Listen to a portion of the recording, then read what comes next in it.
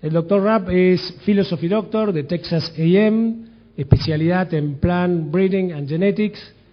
Es líder global de cultivos de la empresa Advanta.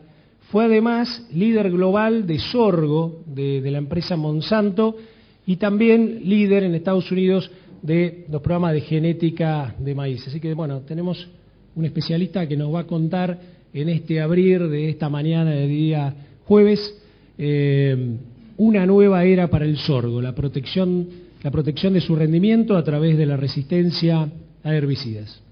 Dr. Rapp. You're welcome. Buenos días.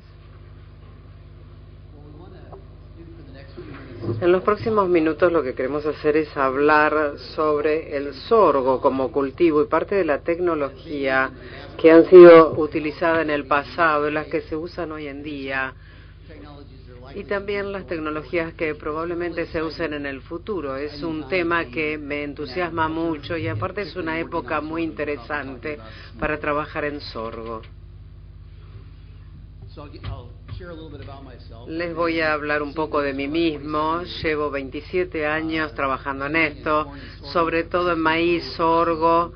En un momento también trabajé en algodón.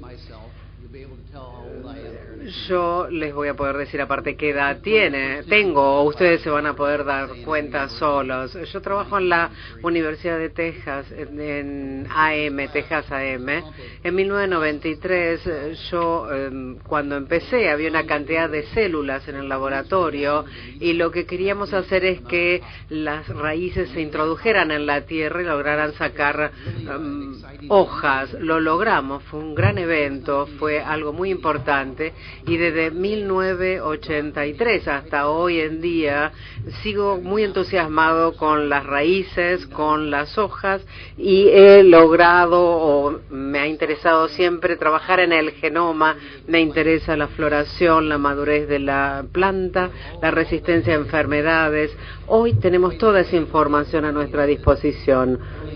Lo que podríamos decir es que cuando yo empecé en el fitomejoramiento mirábamos la planta desde afuera porque no sabíamos qué pasaba adentro. Tratábamos de manipular las cosas, haciendo selecciones, esperando que hubiéramos elegido los genes adecuados para tener mayor fortaleza en las raíces, en las hojas, o mejor rinde. Pero hoy en día hemos llegado a un punto a donde podemos mirar dentro de la planta y verificar que la selección que hicimos contiene los genes que buscábamos. Esto se ha producido en un periodo muy corto de tiempo, igual que todo lo que tiene que ver con la informática. Mi primer computadora era tan grande como una heladera o como un freezer de mesada. Tenía discos floppy que eran muy lentos, pero hoy tenemos teléfonos en la mano que tienen muchas más funciones que esa computadora que tuve originariamente. O sea, cada generación de computadoras nueva mejora la tecnología y también le da mejores posibilidades a la agricultura. Hay cosas que me entusiasman que para otros son muy aburridas, pero si ustedes son fitomejoradores de sorgo, bueno, esto es muy interesante, así que espero que me acompañe. Sé que Pedro está en alguna parte de la audiencia, al igual que Alfonso, y vemos en nuestros programas en Advanta que tenemos el conocimiento del germoplasma, tenemos las nuevas herramientas, todo está funcionando y la estamos pasando muy bien y logrando cosas muy buenas.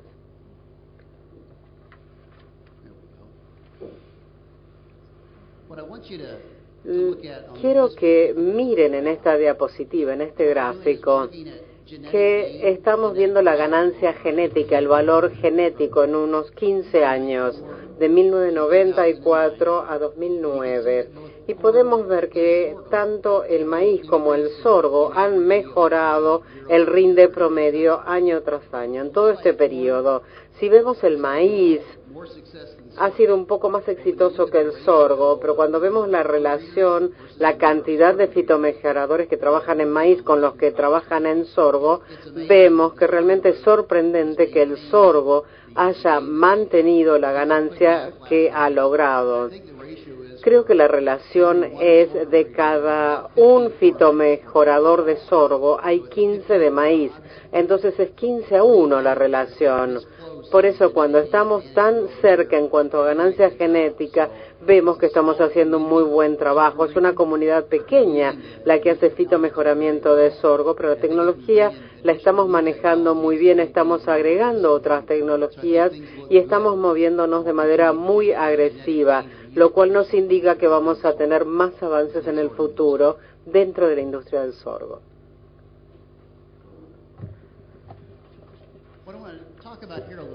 Acá vamos a hablar de esta foto.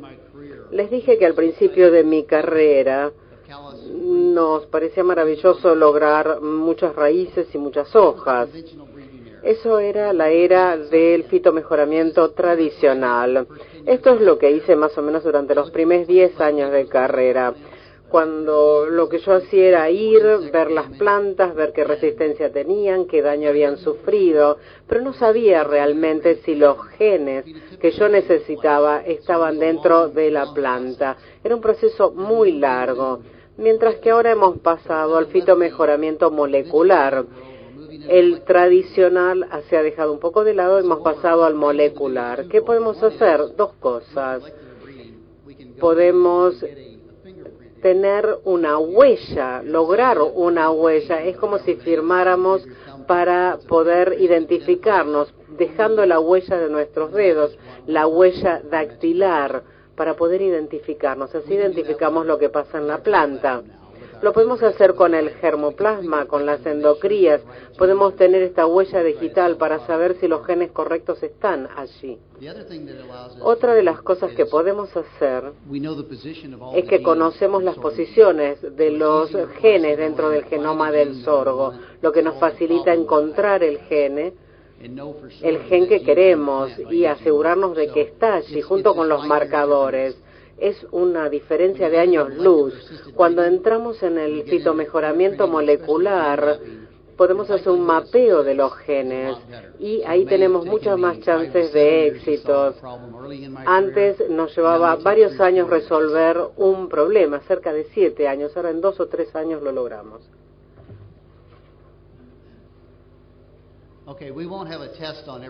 No vamos a hacer una prueba sobre todo lo que hay en esta diapositiva, solo les quiero destacar un par de cosas. Lo que intentamos hacer es ver cuál es la diversidad que tenemos en el germoplasma. Es una de las cosas que todos los que han estado en esta área conocen. Si uno se confía mucho en un pool de germoplasma muy escaso, empezamos a tener falta de diversidad y después aparece mucho daño. Por eso es que la diversidad es importante para poder elegir.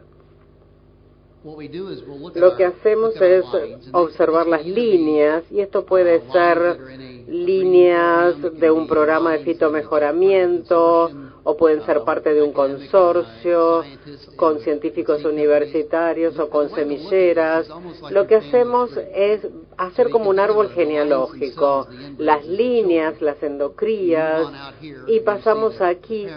Aquí tenemos los progenitores, los abuelos, los tatarabuelos.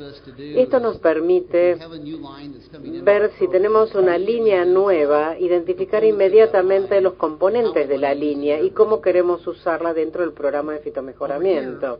Aquí a la derecha vemos agrupamientos por color, por separación espacial.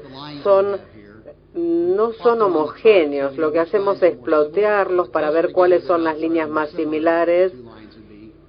Cuanto están más cerca son más similares. Cuando los puntos están más lejos indican distancia, diferencia. Si algo es muy similar, esto funciona bien en la endocría. Si es muy disímil, muy distinto, ahí es como creamos un híbrido nuevo.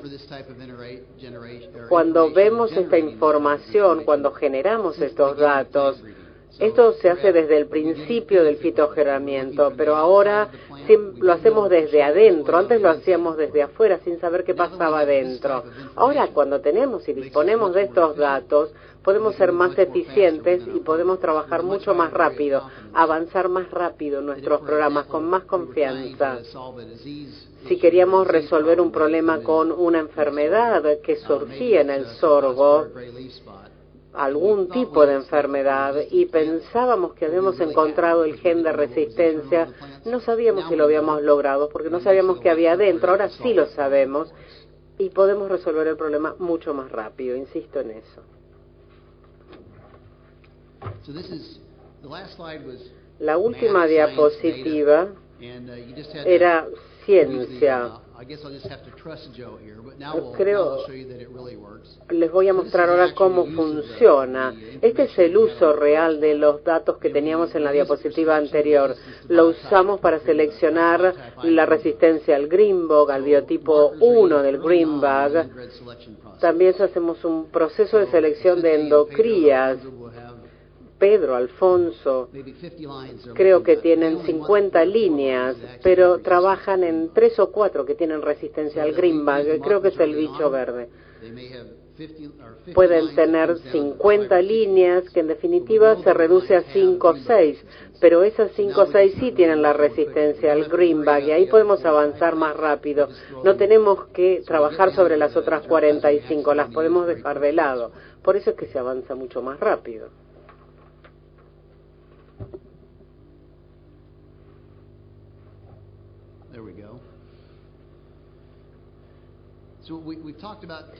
Ya hablamos de la tecnología para el sorgo a niveles altos, pensando qué es lo que está pasando. Ahora quiero ser más específico y hablar de la biotecnología.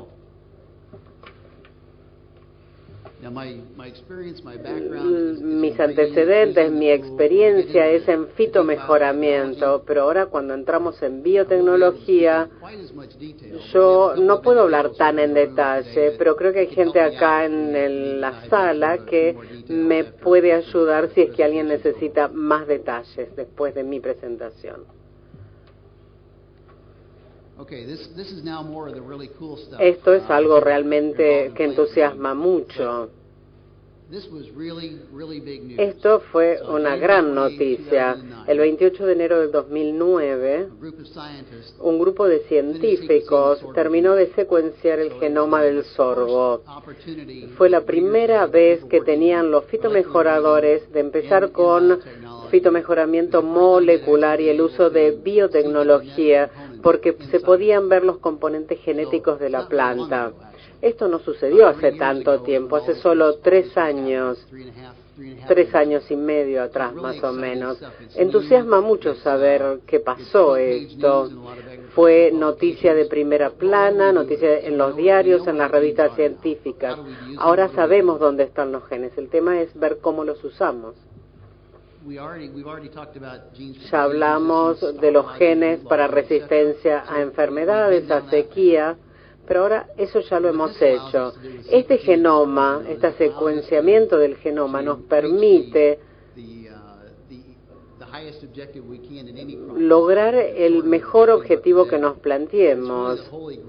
Es como el santo grial, porque acá no solamente estamos protegiendo el rinde, sino que tenemos un gen que previene un insecto o una plaga que dañe la planta. Entonces ahí, desde ese lado, podemos aumentar el rinde. Podemos atacar los problemas de 2 ángulos diferentes. Estamos protegiendo el rinde, pero además estamos tratando de incrementar el potencial de rinde. Si vemos la ganancia genética que veíamos antes en la diapositiva, vamos a ver que entre sorgo y maíz se empieza a achicar la distancia de las líneas. Estos son 3 granos, arroz, sorgo y maíz. Esta diapositiva muestra o trata de mostrar qué hay dentro de la planta, el tamaño del genoma. Esto es importante por 2 motivos. Primero, el arroz es el grano más chiquito, el genoma más chiquito. Esto no impide que tenga alto rinde, pero sí facilita saber dónde están ubicados los genes. Entonces hay distintos genes, unos ubicados aquí, los de enfermedades, resistencia a enfermedades aquí abajo, y podemos usar el arroz para predecir dónde están los genes en el sorgo. Aquí estaría la resistencia a enfermedades, lo que estaba arriba sigue estando arriba y lo que estaba abajo sigue estando abajo. El del maíz es un genoma enorme, hay muchos genes. El tamaño del genoma del maíz tiene que ver con replicación. La misma secuencia de cromosomas aparecen 6-7 veces en lugar de una sola, como pasa en el genoma del arroz o del sorgo. Los científicos del maíz durante las últimas décadas han estado estudiando, tratando de ubicar dónde están los genes en el genoma del sorgo, para trasladarse y ver si se ubican en los mismos lugares en el genoma del maíz. Entonces, utilizando el arroz, el genoma del arroz y del sorgo, es más fácil encontrar los genes dentro del maíz. Es uno de los beneficios de tener el secuenciamiento completo del genoma del sorgo.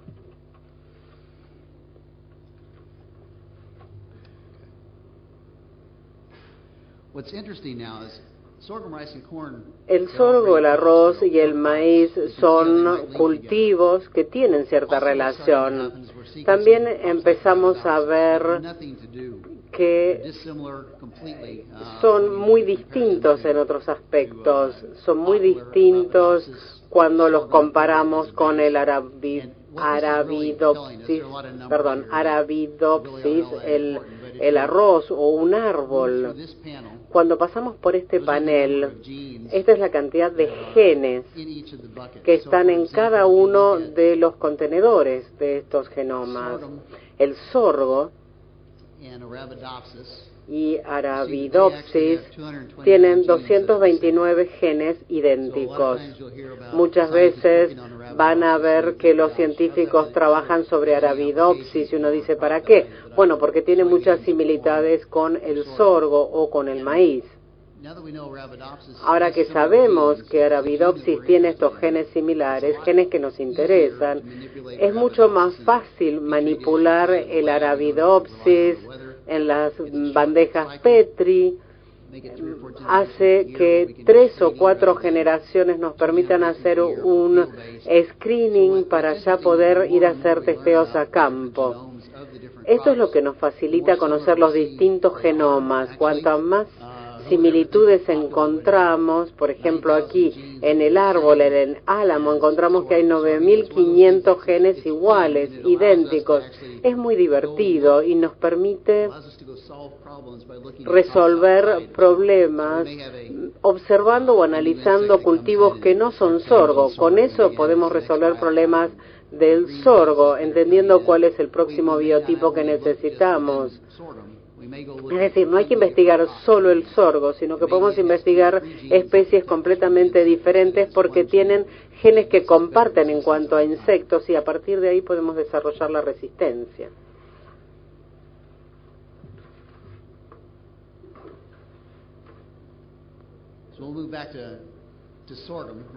Volvamos al sorgo.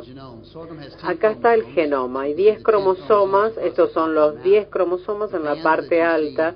Las bandas son los genes.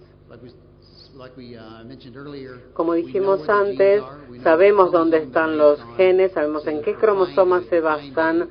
Por eso intentar encontrar un gen que nos va a ayudar a aumentar el rinde protegiendo el cultivo. Ahora sí tenemos una buena idea de dónde tenemos que empezar a buscar esos genes, mientras que antes no teníamos idea. Las plantas estaban verdes, entonces asumíamos que tenían resistencia, pero en una parte del campo el suelo era mejor, había más agua y eso nos había ayudado, y la verdad no sabíamos que era por eso.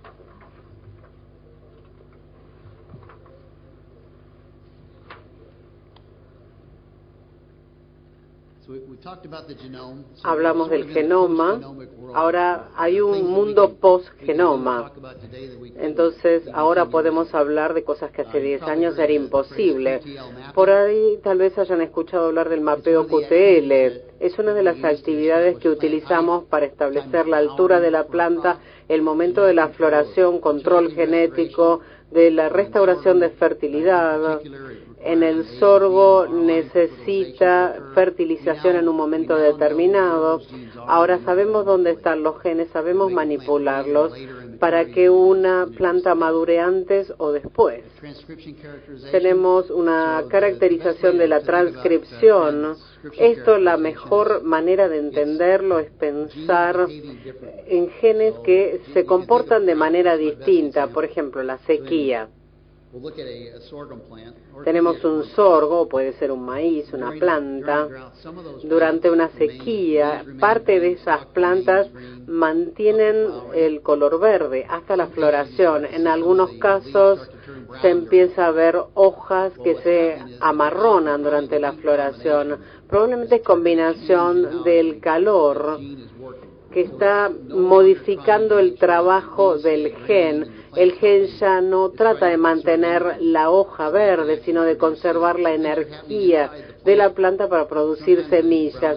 Esto lo podemos ver. A veces pasa antes de la floración, a veces pasa después de la floración, y ahora podemos manejar el estrés producido por la sequía, prefloración y postfloración, y ver el tejido verde en ese periodo y ver cómo pierde la capacidad de mantener el color. Esta es la caracterización de la transcripción, es ver por qué los genes se prenden y se apagan, por qué funcionan y dejan de funcionar, permitiéndonos avanzar mucho. También tenemos un mapeo por asociación, que es más o menos lo que quiere decir la palabra. Asociamos un gen con otro dentro del genoma y tratamos de analizar altura y madurez en distintos entornos, el ángulo de las raíces, el RIN de ensacarificación. Esto es muy importante para la industria del bioetanol.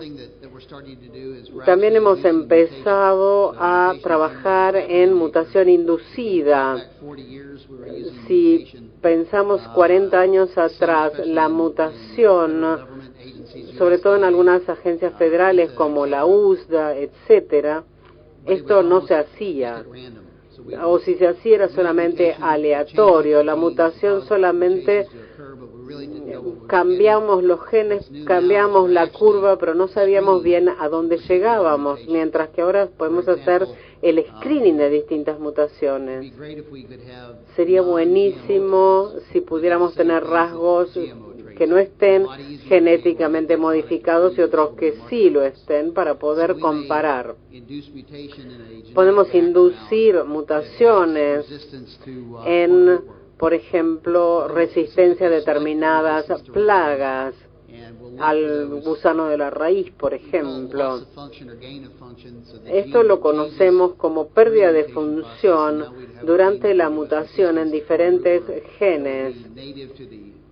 Por ejemplo, podríamos ver si alguno es nativo al genoma y ver si con un organismo genéticamente modificado podemos comprobarlo.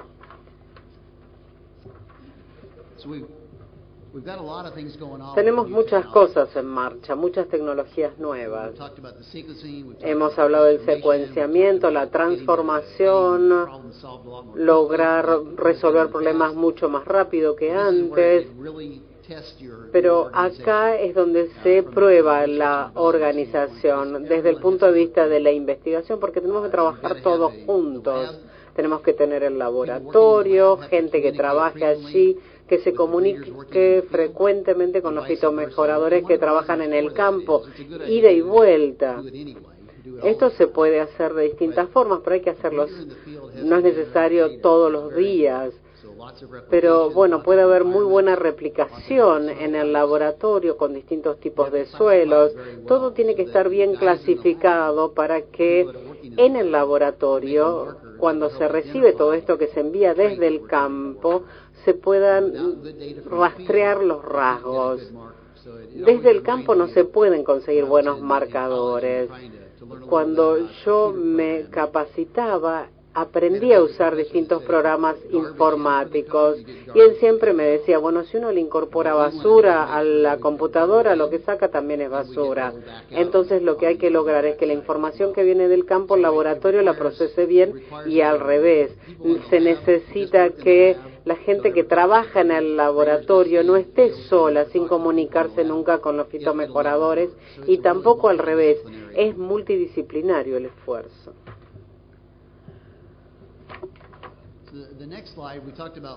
Bueno, ya hablamos de los esfuerzos multidisciplinarios, vamos a hablar de las tecnologías nuevas. Una es la transformación, esto es clave para el sorgo. Algunos cultivos se transforman muy fácilmente, como el maíz. Para el sorgo es un poco más difícil, de eso vamos a hablar. El primer informe de transformación de sorgo era de 1993. En el 2000 hubo otro y esto tuvo que ver con los genes. Es algo que resulta muy interesante. Había una persona que buscó los genes en la planta para ver si estaban, y la progenie también fue viable, se logró que viviera. En el 2000 era el agrobacterium como transformación, eso se descubrió, se funcionó bien, entonces había 2 sobre el sorgo en ese momento. En 1993 hasta 2009 lo que alcanzamos a ver es que la eficiencia mejoró durante estos años. No es todavía muy eficiente. Podemos ver los mismos números para el maíz y probablemente vamos a tener 15 a 20% de eficiencia en la transformación. No es que no se pueda hacer en sorgo, sino simplemente que es más difícil de hacer. Tenemos un individuo hoy. Ayer estuve un rato con él, que es el gurú de la transformación de sorgo.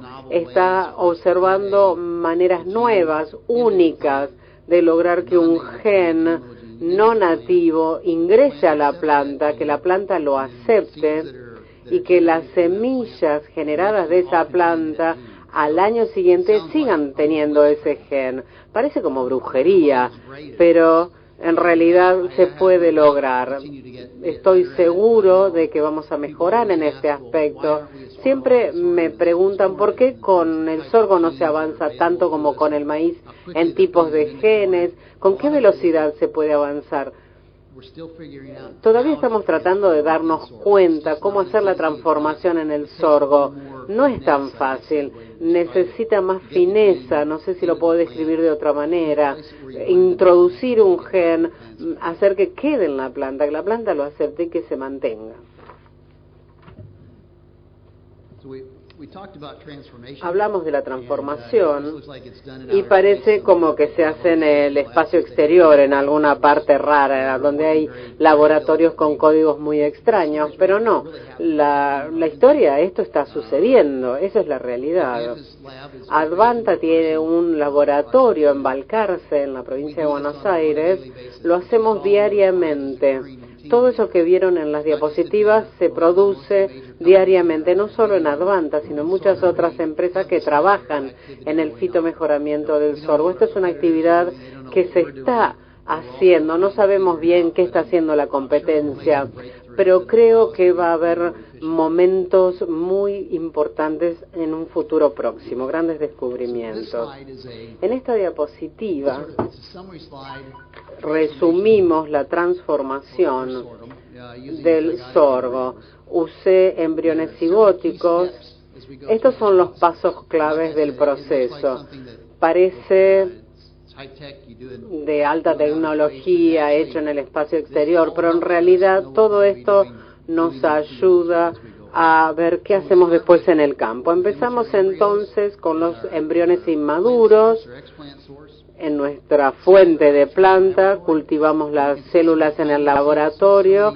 Ven algunos de los tiempos que nos lleva. Esto nos lleva 2, 5 horas, 2 o 3 días. Después ya pasamos a semanas. La idea es usar estas plantas X, generar plantas maduras. Aquí tenemos cierta selección que se está produciendo y luego llegamos al tejido que lo analizamos o al menos empezamos a seleccionar en 2,4D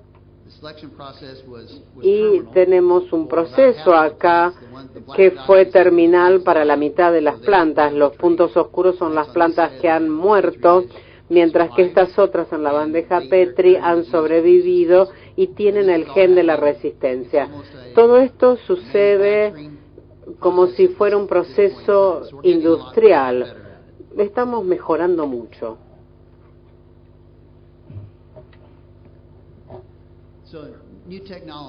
Las nuevas tecnologías y cuáles son los usos prácticos. Les voy a dar un ejemplo, ya les mostré cómo es en el laboratorio, pero ¿cómo vamos a usar la transformación? ¿Para qué la vamos a usar? Esto es un diagrama bastante lindo. Esto es lo que se consigue. A veces los chicos dibujan. Hay distintas combinaciones, distintos colores. Lo que hizo el doctor Rooney en Texas A&M trabajando con NGSG, estaba buscando la heterosis, es decir, diversidad en el germoplasma para poder aumentar el rinde. Vemos aquí con los distintos colores, agrupamientos, distintos antecedentes genéticos. Empezamos a tratar de entender cómo funcionan. Esta diapositiva está muy llena de datos. A partir de la anterior, que había distintos colores, tenemos acá 23 genotipos de sorgo diferentes. Y aquí lo que buscamos es un tipo en particular, que es el que controla el fotoperíodo. ¿Por qué nos importa esto? Si es sensible al fotoperíodo, bueno, va a estar dentro de un lugar no muy importante del programa. Lo que sí nos interesaría es ampliar la diversidad del germoplasma, hacer algunos cruces o cruzamientos diferentes, tener la sensibilidad al fotoperíodo, manejarla nosotros para poder cruzar una línea de una zona templada en el sur de Argentina y cruzarla con una línea de la zona tropical en el norte de Argentina. A veces realmente no se ven ni siquiera como el mismo cultivo porque son tan distintas. Y quisiéramos, para la que es fotosensible, apagarle esta sensibilidad para que todos florezcan al mismo tiempo, todas las endocrías, para que podamos hacer cruces que antes no podíamos hacer. Estamos tratar de trabajar esto con plantas que crecen en el Ecuador, que el fotoperíodo es muy diferente. Lo que podemos hacer con la transformación y buscando la heterosis es lograr más rinde utilizando germoplasma único, muy distinto. Esta es la idea sobre la cual trabajamos, que la transformación nos permite hacer cosas que antes eran imposibles. Es un proyecto que está en marcha. Esta diapositiva muestra que si bien es muy nuevo, es un experimento que nunca se había intentado, pero esperamos tener un resultado positivo, aunque no lo sabemos todavía. Esto es investigación en tiempo real. Lo que han tratado de hacer es identificar las actividades que tienen. Acá está la actividad a la izquierda, quién es el responsable, la Universidad de Kansas, Texas A&M, algunas empresas que están cooperando, alguna interacción universidad-empresa, que esto siempre es bueno porque nos permite avanzar más rápido. Y luego tenemos el flujograma de tiempo, 3 años diferentes. Los tiempos en los cuales tenemos que responder preguntas. Encontramos el gen, lo pudimos manipular, lo pudimos cruzar. Tenemos ahora un germoplasma que podamos usar para aumentar el rinde. Esto se hace en sorgo, pero también en maíz.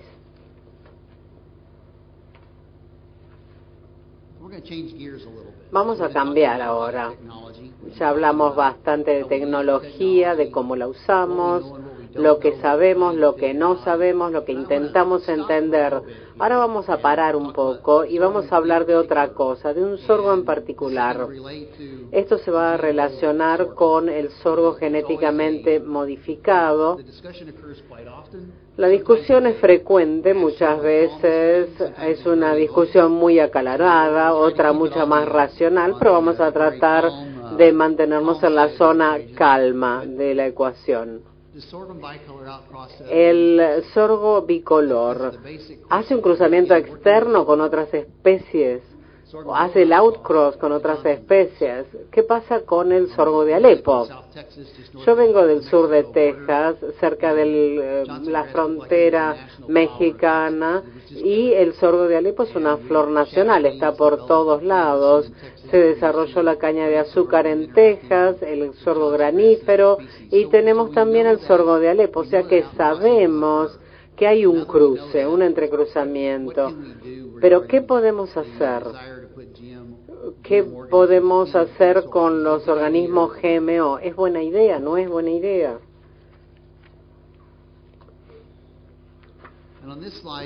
Acá vemos un mensaje tecnológico, que el outcrossing típico lleva del 1 al 10%, depende al tipo de panoja abierta o los genotipos de panoja. Es un regulador, hay regulaciones gubernamentales, y en especies como el maíz, bueno, acá no hay malezas con las cuales cruzarlo porque pueden contaminar el maíz que se usa para alimento humano. En sorgo las regulaciones no son tan estrictas, pero en el sorgo sí va a haber un outcrossing, un cruce externo, puede ser del 1 al 10%, sabemos que va a producirse. Si empezamos a hablar de la resistencia a herbicida, voy a dividirlo en tres para que sea más fácil. Vamos a hablar de la resistencia a herbicidas, a sequía y después al uso del nitrógeno. Acá tenemos nombres de personas que ya están trabajando en la resistencia a herbicidas, en el sorgo. Tenemos los productores de sorgos nacionales de los Estados Unidos, es un consorcio que tienen un herbicida Select y Select Max. Están viendo si tiene sentido crear resistencia a estos químicos en el sorgo. Después está la Universidad del Estado de Kansas, que están trabajando con DuPont, trabajando en ALS y en ACC en forma independiente y también en apilamiento para ver si hay valor en hacerlo para el sorgo. Después hay otros herbicidas, otras empresas que muchas veces no sabemos qué están haciendo porque son nuestra competencia, así como ellos no saben lo que estamos haciendo nosotros.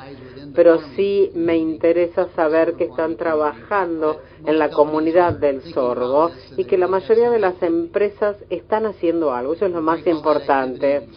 Están trabajando con GMOs y con organismos no GMO, no genéticamente modificados. Esto es interesante. Sabemos que tenemos outcrossing, cruce externo. Sabemos que querríamos tener organismos GMO y no GMO disponibles. Para las agencias regulatorias hay que lograr la autorización cada vez que usamos un GMO en un cultivo nuevo. Lleva varios años porque hay que generar mucha información. O sea que los funcionarios gubernamentales nos van a hacer muchísimas preguntas sobre el GMO, nos van a preguntar, ¿es bueno? ¿Hicieron toda la tarea? ¿Están seguros de que no hay cruces externos? Mientras que con los rasgos no GMO es más parecido a la mutagénesis, algo de lo que hablé antes. Son cosas que se producen dentro del germoplasma. Y con mutagénesis podemos encontrar genes que nos den resistencia a distintos herbicidas. Esto sería más fácil, trabajar con no GMO, usar ese paquete y ofrecerlo en sorgo. es buena idea. Con los no GMO, las regulaciones no son tan estrictas, pero hay que registrarse. Hay mucha preocupación en todo el mundo sobre los organismos GMO. Entonces creo que finalmente lo que vamos a hacer, pero vamos a ver cómo avanzamos, creo que el primer rasgo resistente a herbicidas no GMO va a ser enviado a autorización. Creo que en ese momento va a haber que educar mucho a la población para ver que esa resistencia exista de la manera que la buscamos. Nadie tiene la respuesta exacta en cuanto a GMO, los rasgos GMO.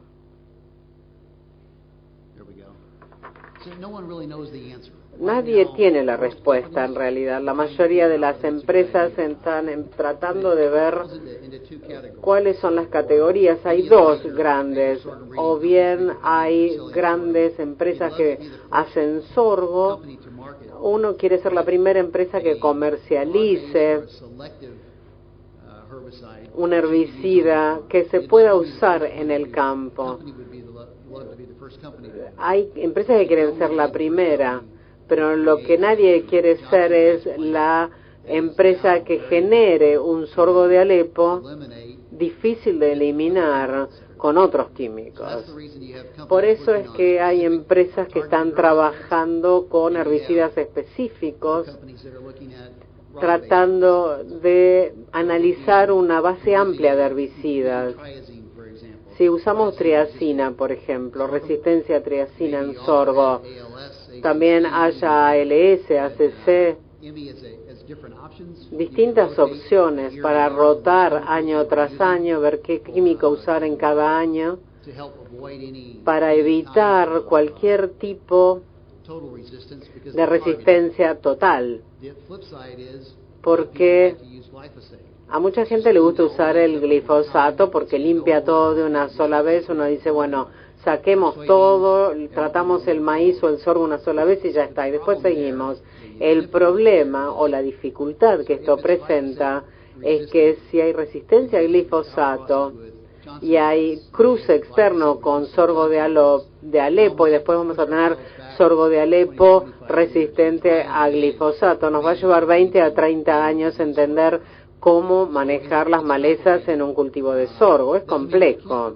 No significa que no lo podamos hacer, simplemente estamos tratando de ver cómo implementarlo. Estos temas generan discusiones muy interesantes, porque desde la perspectiva del productor uno busca ser competitivo, las empresas semilleras también, pero hay que ver cómo abordar estos problemas, tratando de encontrar una resistencia herbicida que sea útil, que no nos genere un sorgo de Alepo que después no podamos manejar, que se convierta en una maleza que no podamos extirpar.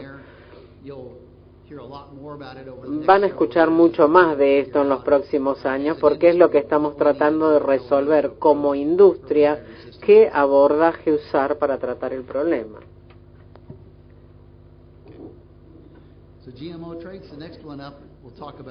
Ahora vamos a hablar de la eficiencia del uso del nitrógeno. El sorgo como cultivo responde a la fertilización N. Tiene una absorción interesante, un mecanismo interesante, pero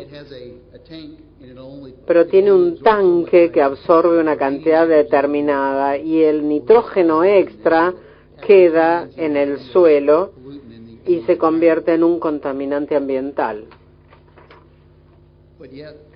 Sin embargo, los productores van a seguir usando nitrógeno, va a haber un aumento desde el 2014-2015, ustedes lo ven, la cantidad de toneladas. Hay un nivel máximo de nitrógeno que puede absorber el sorgo. Entonces el truco sería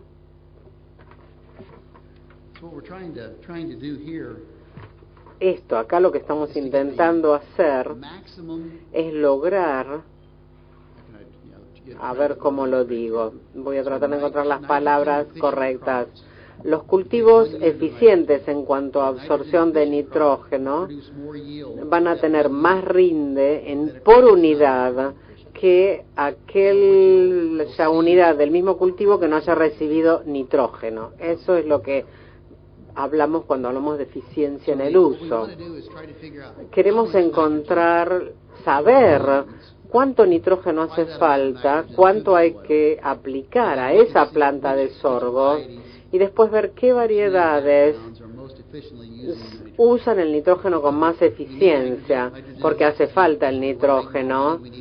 Si queremos ganar más dinero hay que tener más rinde y para eso hace falta nitrógeno.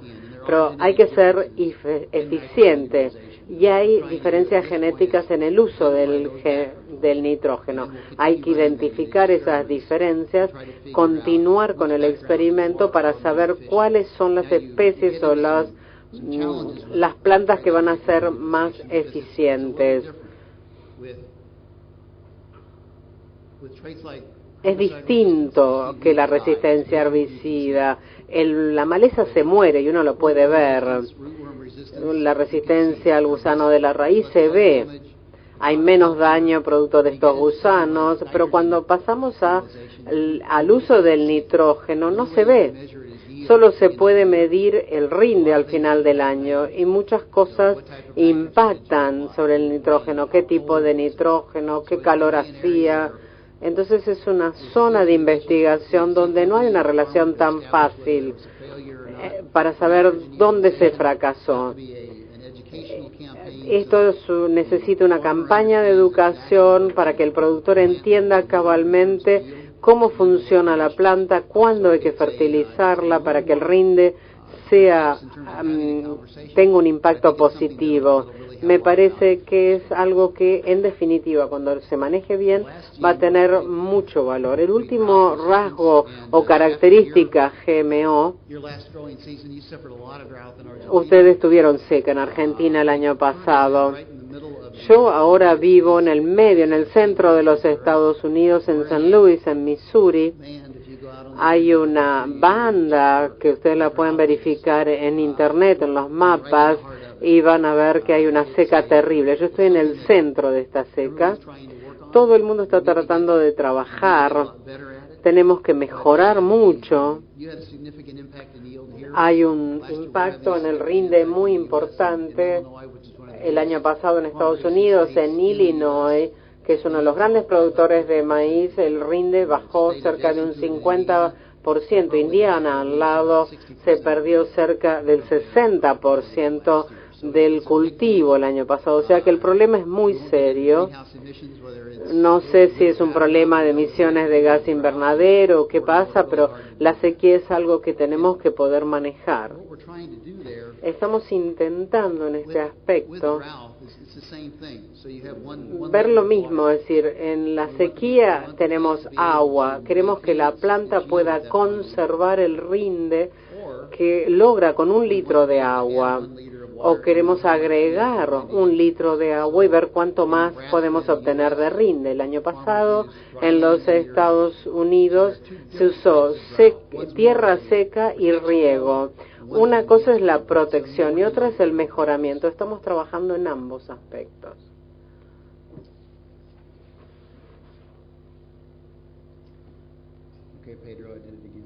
Pedro, casi estoy al final, pero me equivoqué de nuevo.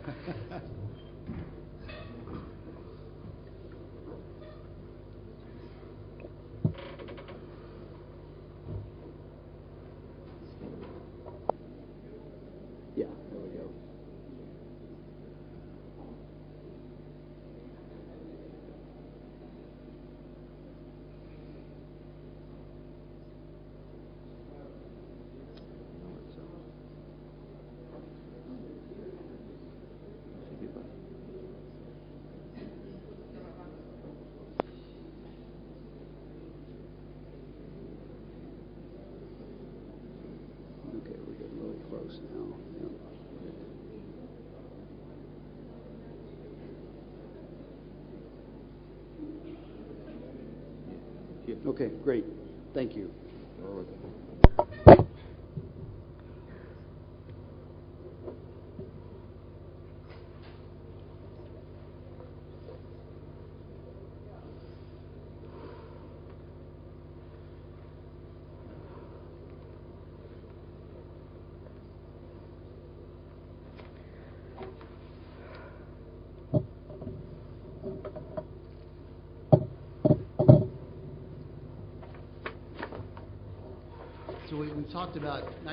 Bueno, ya hablamos de la eficiencia en el uso del nitrógeno, de la tolerancia a sequía.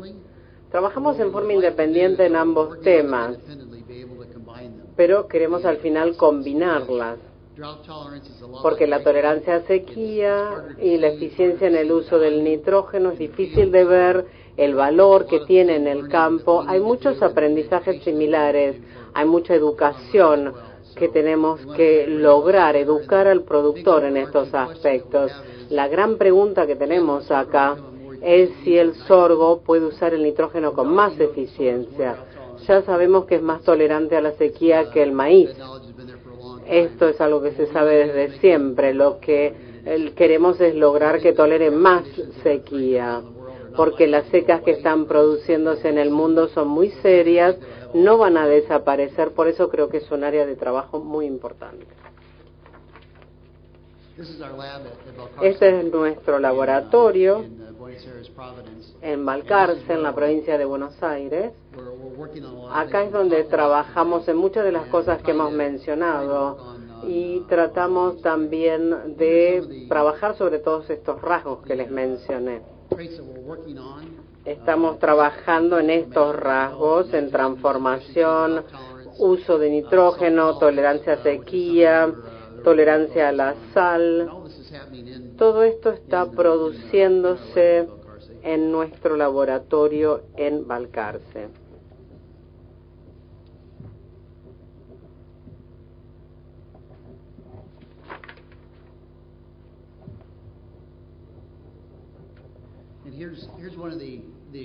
Este es uno de los experimentos que estamos haciendo con respecto a la eficiencia en el uso del nitrógeno.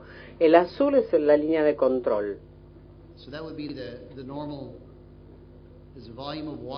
Esta es la cantidad de agua estable y acá estamos viendo los genes que le permiten a la planta con la misma cantidad de agua, dijo, tal vez quería decir nitrógeno, hacer un mejor uso.